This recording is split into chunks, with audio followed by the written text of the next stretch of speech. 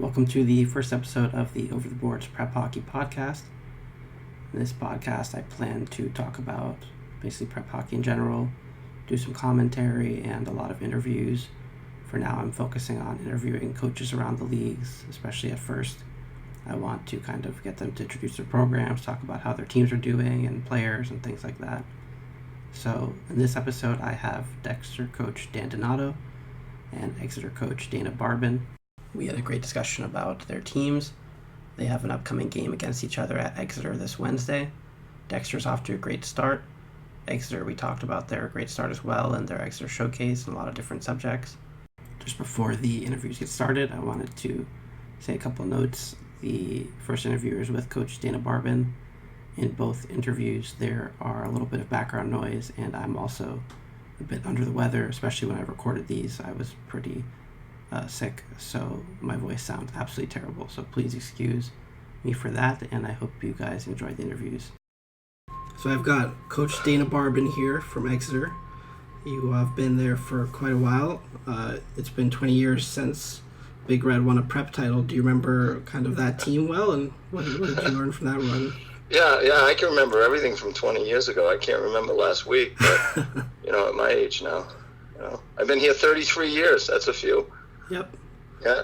Started in 87 coaching with Billy Dennehy, and assisted him for about 5 years, and then his son graduated, and he said, it's time for you to do the recruiting, and so that's what it's been since. And Billy stayed on with me for a lot of years, and now he retired 4 or 5 years ago, and Timmy Metropolis, who played for me, class of 2010, has joined me on the staff, and Brandon Hughes, who played at Hotchkiss, was a captain at Hotchkiss, captain at Amherst College for Jack Arena, and Brandon started coaching at Norfolk Mount Herman, and then he took a teaching position here, and he's working with the defensemen. So I've got terrific assistants with me, and longtime goalie coach Mark Shaky Evans.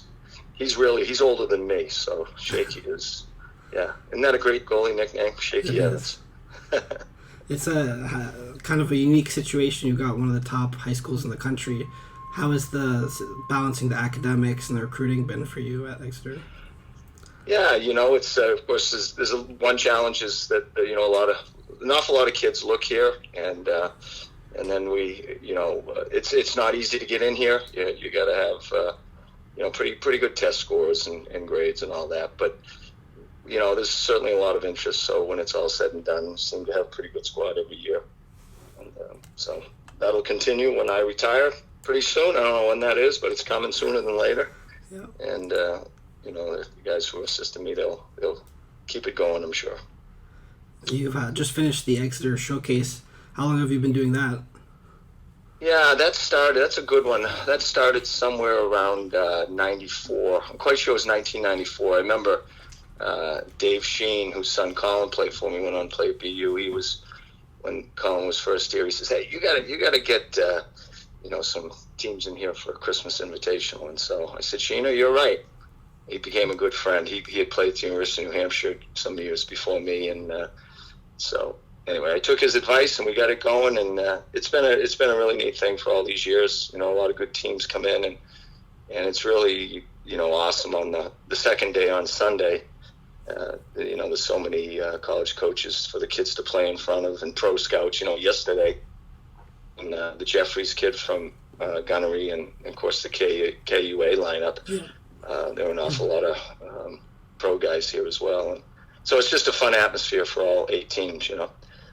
How did your team do? I saw that there was the tough game against. Yeah, we played. We didn't play particularly great on Saturday, but Gunnery was. Very good team. They were responsible for that because they're very good. And, I thought the score wasn't quite what it could have been. Their goalie, I thought, was real good. And, when it was 2-0 then, we had a couple real chances to certainly get one, but maybe tie it up, and we didn't, and then it got away from us. So, but Gunnery's going to have a real good year. They whacked New Hampton the following day. Although I thought New Hampton played them really good. It was 3-2 game late in the second. And again, the Gunnery goalie made a few really key saves. And then in the third period, it went that way. Gunnery's good, and Jeffrey's line got it going. But really, the game of the weekend was that, how many games is KUA going to lose this year? Not many. I was about to ask. Yeah, not many. And for Kent to, play them that tough, and, it was a 3-2 win, really, 2 empty netters. So it was I didn't see any of it because we were playing on the other rink. But I've been told it was quite a performance. Yeah, I heard their goalie, the Kent goalie, did really well.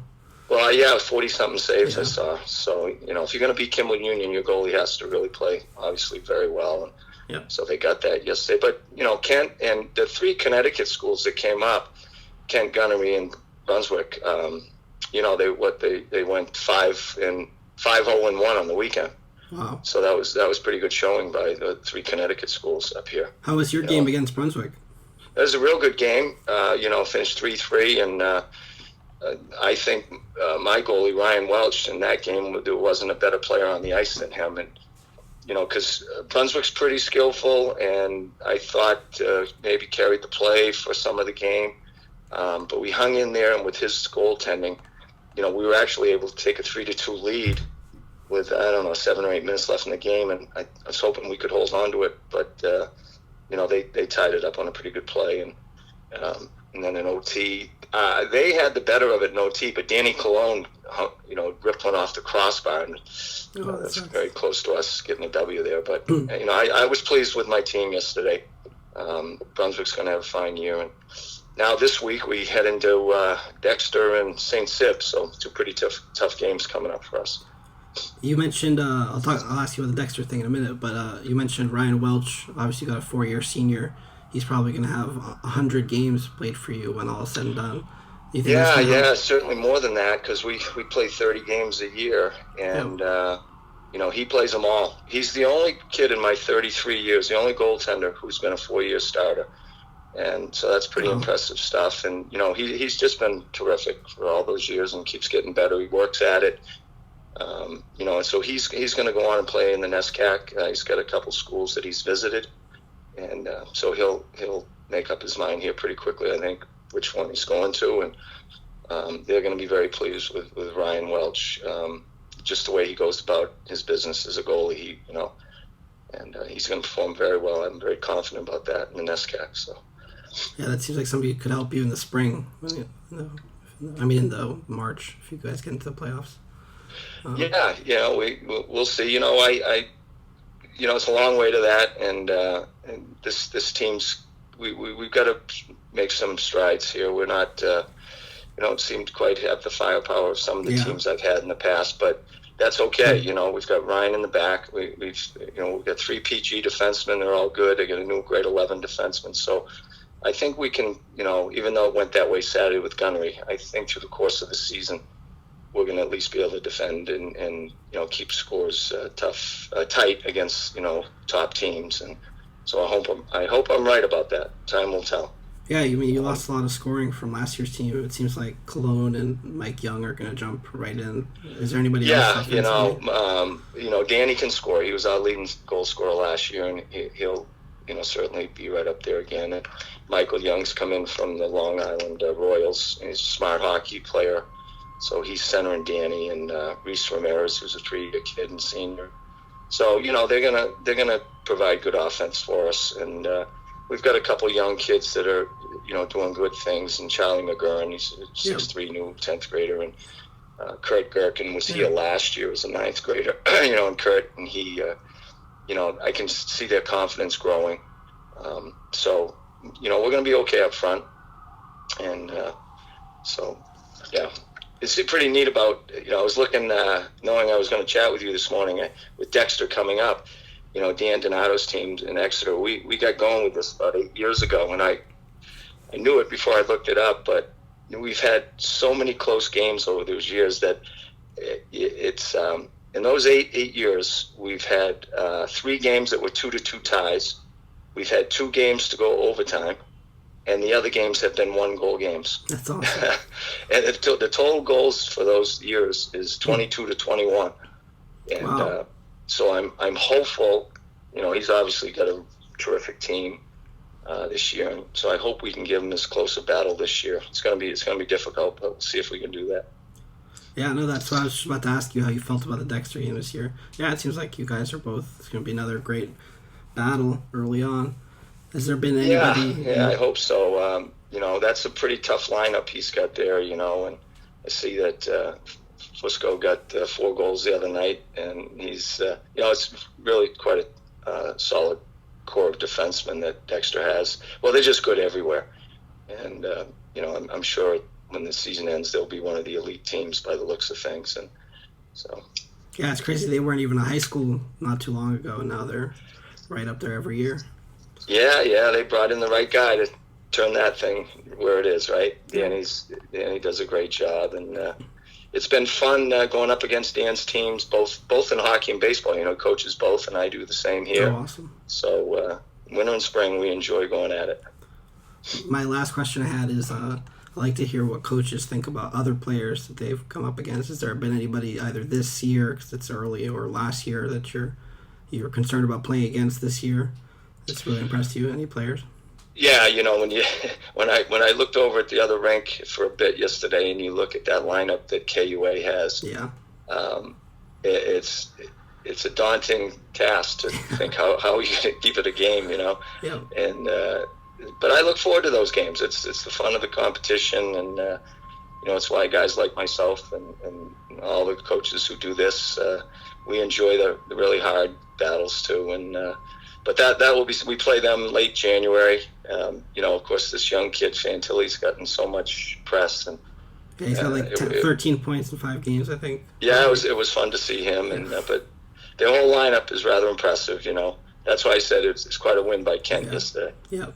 Tip of the hat to Kent. Yeah. Well, I appreciate you taking the time, Dana, and I'm looking forward to see how the game this Wednesday goes. Good stuff. Yeah, Jasper, it's my pleasure. Thanks a lot. Have a great day. Yep, see you. Talk later. Bye-bye. All right, so I'm here. I've got Coach Dan Donato from Dexter. Just talked with Coach Barban at Exeter, getting ready for your big game this Wednesday. How are you feeling about that? Feeling good. We have had some incredible matchups with Exeter over the years, so it always seems to be a one-run ball game, so to speak.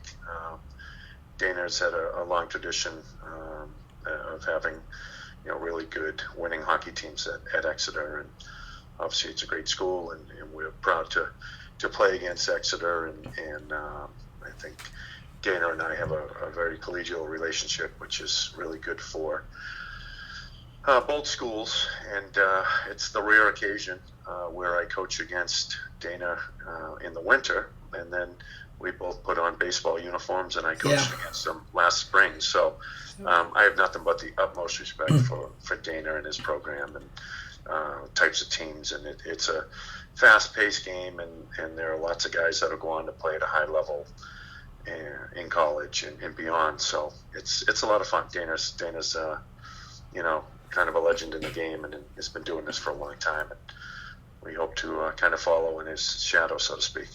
For sure. No, he mentioned that baseball thing, and he also talked about how close the games have been over the years. I think you'll hear it when I put up the thing, but it was like really, really close. It seemed like every game it's like one goal.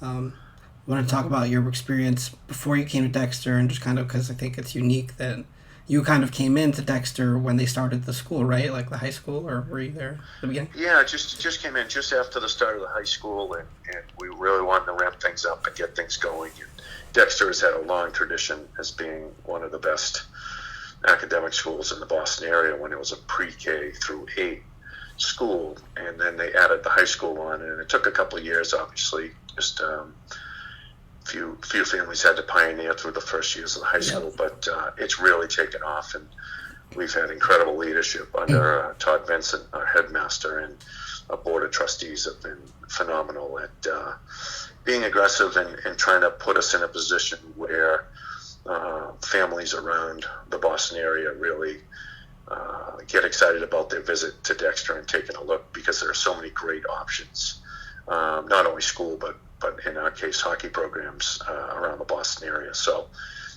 it's been awesome. It's been a fun run, for us to, when I got here 14 years ago, to just really starting hockey to the last, I think 4 out of 6 years we've been in the Elite 8 tournament, and that's been a lot of fun. We've had a few guys drafted and had our first guy reach the NHL. Actually, we have 3 guys that reached this year. In the last year, we had a kid, Connor Garland, who's playing for the Coyotes. And then we had a kid, Cam Darcy, who was in preseason. I saw him in a game with the St. Louis Blues. And then Ryan Donato is currently playing with the Minnesota Wild. So it's fun watching. It's been fast paced, to say the least. So yeah, I did an interview with Ryan back when he was playing for you. He was a hell of a prep player. Yeah, he's an even better kid than player, so that was nice. And obviously, we share the last name, so sure. There's a little bit of relationship there. But when I coach Ryan, I treat him like every other player, just because I think that's the way I would want to be treated if I was a kid like that. And he was great, very respectful, did a great job on campus and in the classroom, and comes back to visit whenever he's around. So that's what you really look forward to as a coach, is seeing those guys come back from college hockey. And it was a really cool thing the other night, actually. Ryan Donato scored for the Minnesota Wild, and Jack Donato, one of our former players, scored at Harvard against Colgate. So it was kind of fun watching the Donatos get a piece of the pie that night. So nice. I wanted to go back a little bit. You were at Salisbury, obviously, but Dexter is a day school, right? It's not a boarding school, or is it? Sure. Yeah, very different. Very different feel. I absolutely love my days at Salisbury. It's a wonderful place, and left behind a lot of great friendships, and really enjoyed the people there, and the league that Salisbury plays in is certainly a super high-end league. So that was a lot of fun, battling a lot of those guys too. Coming to Boston was definitely a change and an adjustment. And the fact that we had to build a schedule here at Dexter, and now I think we play one of the most competitive schedules around. So that's really cool to see the ability for our kids to be challenged on a daily basis. But the day population thing is totally different too, because there's a lot of great hockey players around the Boston area, but there's so many schools too. So you kind of battling for the best and brightest and best families around Boston. So like I said, it's been exciting to at least be in the mix, and also we've probably been one of the better day schools in the Boston area the last 10 years. So that's really a feather in the cap of Dexter and our leadership, from the headmaster and board of trustees, and right down to I'm fortunate enough to have 2 great coaches that I work alongside with, Brian McColgan, who played at St. Lawrence, and Billy Kelleher, who played at Dartmouth, and both guys played professionally after their college careers. And it's really fun too, because I work with those guys, are 2 of my best friends, and we get to share a lot of things with families together, but also passion for trying to make our kids the best they can be, and trying to help them get to colleges. So yeah. You won a title at Salisbury, right, before you came? Yeah, we did. We were 2016 was a really special group there, and 5 guys from that team went on to play in the NHL. So not only did they go to some of the best college programs in the country, but when you win, it's always special. We won a small school New England championship when I got here as well in 2011, which was great. So I was with Pomfret that year. We played you. Yeah. So I remember the game well, actually. I think we caught a break, actually, in overtime. When a goalie made a save and the puck dropped down, and I think a guy batted it in, but the whistle had blown, or at least that's what they thought. Yeah, unfortunately, we were for sure. Yeah, it's a tough one for. But you guys had Pomfret, obviously. You guys had a great team. Yeah, we did. We I think we beat Tilton in the semis and New Hampton in the finals. But like I said, I think every championship, and as much as I've watched the Boston teams win, there always seems to be one break along the way, whether it's a penalty call or the tuck rule with the Patriots, or it's whatever starts that success. We were fortunate that day. but certainly, that was a great game, certainly. So. Speaking of titles, obviously you were at Salisbury and they went off. Andrew Will, who was your successor, got the 3 in a row, and then Gunnery, and then KUA pulled off 3 in a row. What is that is that any kind of extra motivator to you, seeing these schools just be absolutely dominant? Obviously a place you used to be at. Yeah, no, I feel really proud of I was happy for Salisbury. Those were a lot of kids that first year anyways. Not to take anything away from Andrew Will. He's a terrific coach, and obviously without a great coach, I don't care how much talent and things you have, you still got to put it together. But those are a lot of kids I recruited, and Andrew was able to get that team to the next level. And when you have that type of success, more people want to be part of it. And so for Andrew's case, I was really happy for him. And then obviously Timmy Whitehead has quite the resume, being a head coach at Maine for a number of years at Lowell. I actually played against Timmy when I was at Boston University. Bruce Crowder and then Timmy were two of the coaches there, and he's got a great mind, and they're pretty serious about their hockey, and I commend that. That's terrific. They're not ashamed of it. They want to have a good program, and when you combine that with Andrew Will and Timmy Whitehead's background in hockey and all the the analysis that they do and the expertise they bring to the game, it's the recipe for a lot of success. So certainly, they've set the gold standard of winning championships in New England prep school hockey for sure. But I certainly would love to continue to try to win a championship. That's the goal every year, of course. But I also see a lot of value in where our kids are going off to colleges. That's a big part of who we are, and we've had a lot of great success, and this year's group is no exception. So we're really excited about kids moving on to great college hockey programs from Dexter. Let's talk a little bit about the team that you have this year. I watched a bit of your game against Cushing.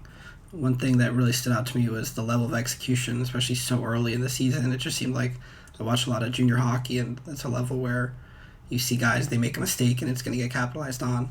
Prep hockey, especially the first couple of weeks, I don't expect to see that. It seemed like you guys were jumping all over anything that they coughed up against Cushing. Is that a coaching style thing, or do you think your guys were just feeling it and kind of...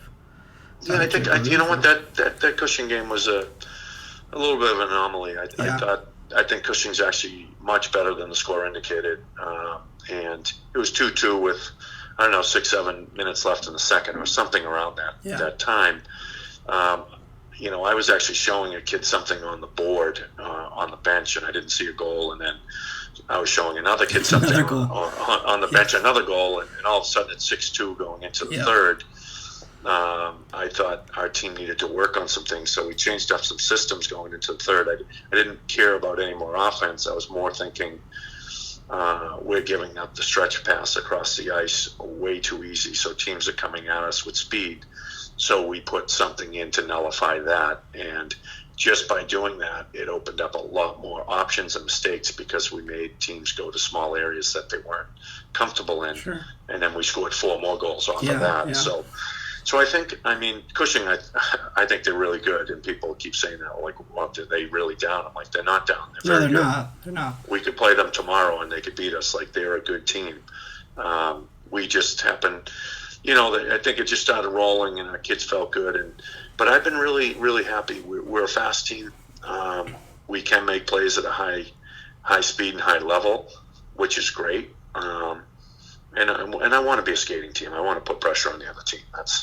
That's something that I think, really works well. And if you're still using your legs, you're gonna get on the power play because they're gonna have to pull you down or do something. So, I think we're far from the team we want to be come March, but I do like our team. It's got a lot of character. We work hard, and there's a lot to like so far. So. You've had, like we said, a bunch of top prospects. You had Donato, and then you had Farinacci last year, a bunch of really good players. Where do you think some of the guys like Colin Wilson figure into that mix? Do you think they have a chance to be one of the top players in prep hockey either this year or next year? Yeah, I think, Colin Wilson's one of those guys that you have to watch him a few games to really appreciate him. We've had, I would say that Ryan Donato and a Jack Rathbone are kind of electric. Anyone who shows up, walks in the building, if they've never watched a hockey game and watched those guys play, you say, wow, okay, those are the best players on the ice. That was pretty easy. John Farinacci was cerebral and did a lot of things and could finish, and obviously a terrific player. I think we've got a lot of really good players that are going to get one more level up, and Cullen is definitely a dark horse. It's funny, he's got some college interest for sure. It's a little bit backwards, but I've talked to a number of NHL teams about him, even more so the college. So they really feel like his game translates to the next level. So that's really cool. We had a kid, Dougie Grimes, who's a forward that committed to BU recently. Yep. 6'3" kid that, again, I think their best days are ahead of them. And then, we've got some, obviously, players that impact the game, like a John Fusco, who you walk in the rink and you can see he's number 3 is all over the place. Yep. And so I think there's a lot of good things going on with our team, and I think we have a lot of guys that are committed, but we've got a few that aren't committed yet, like Colin Wilson and a Pat Morrissey, who's a defenseman that's been offered by UNH, and he's an Ivy League student all day long too. So he's going to have some choices where he wants to continue his hockey career. So how about Matt Capone? I thought he had a pretty good fall for the River Rats. Is he someone you expect a lot out of? Or? Yeah, I love him. I absolutely love him. He's a dog. He's a tough, hard-nosed kid. He's slippery. He makes some elite level plays. That speaks to the depth of our team. Sure. Matt Capone on most teams might be a second line guy at worst, and he's on our third group. And that's, our we play 4 groups, and I'll tell you what, all of them can hurt you, which is incredible. And so it's good to have good depth in case you have an injury or if one guy's not playing as well and you got to move some guys around. I think it bodes well for our year. But yeah, I'm a big fan of Matt Capone's game, and comes with a little bit of an edge, but he doesn't go over it. And he's a competitive kid, which makes every practice and every game a little better for your team. You talked about Farinacci and what kind of player he was. Also, I noticed Ben Meehan is probably one of the best players in the USHL this year. And you had a great goalie in Malahi. Who do you think is going to kind of fill those voids on the back end? You said Fusco. Well, yeah, we've got Johnny Fusco there. We got Matt Fusco, who's a good player, but you've also got guys that like a Mikey Adamson, who's a UMass Amherst commit.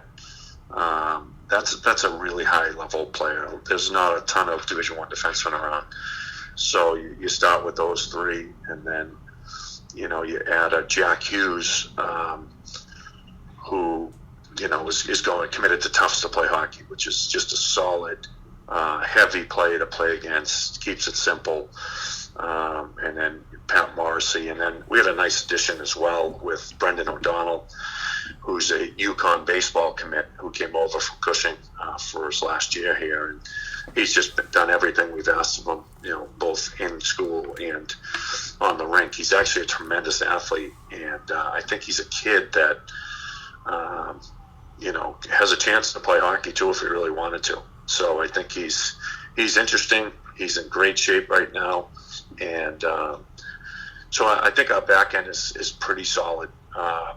We have some depth back there, and one of our question marks is obviously in the goal. We've got a freshman and sophomore back there, and I think that's something that we've been fortunate enough to get off to a good start and not lose a game yet. And I'm sure we're going to have some freshman and sophomore moments back there, but at the end of the day, I think if the rest of us do their job as they get acclimated to this level of shot, they're going to be fine. So it's just going to take a little time, and so I think our starting goalie Dylan Silverstein just made the Junior Olympic team, which is going over to Switzerland for 12 days in January. So we'll miss him then, but what a great honor, and so. Yeah.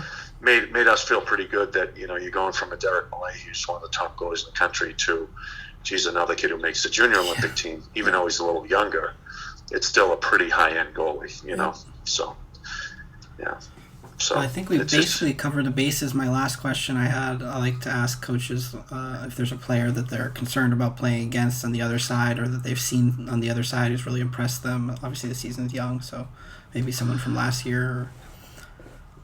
someone for Exeter. There's a bunch of guys actually. They have a lot of guys back. When you play in Exeter, I'm not out of disrespect, but no one comes to mind name-wise just because I don't have a roster in front of me. But obviously they're going to be a challenge. And then I thought the Dorrington kid, the little defenseman for Cushing, showed flashes of rushes up the ice that really impressed me. And there's something there for sure. Trying to think who else we played. I thought number 17 for Stansted yesterday. I'm not sure of his name. It's a pretty good one too. No one. I mean, everyone's been good, but no one's been, elite yet. Sure. And I'm sure we're going to see some of that coming up. It's still early. Over the next couple of weeks as everyone figures it out. Yeah. I just like to hear what coaches think. It's always a big respect when another coach likes a player. Absolutely. Well, awesome. Thanks, Dan. I really appreciate you taking the time, and looking forward to see how Wednesday goes, and best of luck with everything. I appreciate it. Thanks for having me on, and hopefully we'll do this again sometime, and sure. I'll talk to you soon enough. Yep. Okay. Thanks a lot. Talk to you Okay, later. bye-bye.